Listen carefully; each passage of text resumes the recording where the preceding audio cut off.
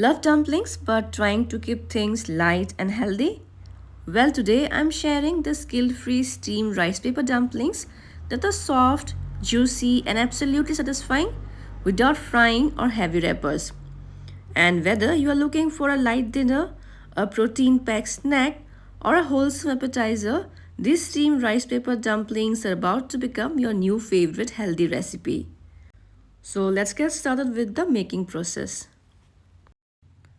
So first I'm going to finely chop the green part of spring onions, which I'll be adding in the filling.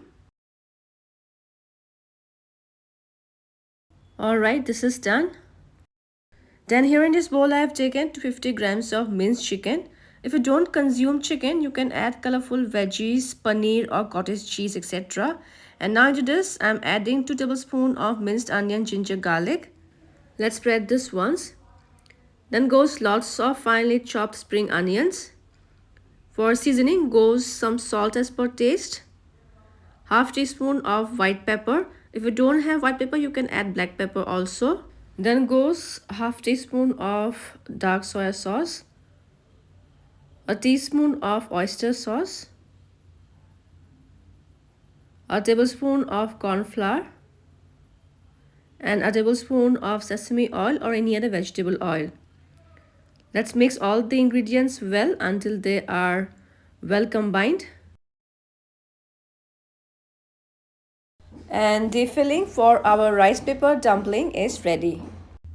Next we will take some rice paper sheets as per the quantity we are making. So from one rice paper sheet, which I will cut into half, we will get one rice paper dumpling. Next we will dip the rice paper sheet in water until they are wet from all the sides and then immediately take them out.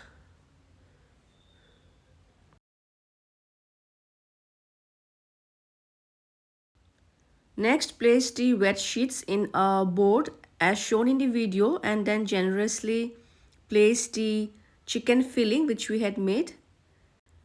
And now we need to fold the rice paper sheet from all the sides as shown in the video so as to close the opening. And I'm going to seal the dumpling with the green part of spring onion. You may cut the excess part of the spring onion.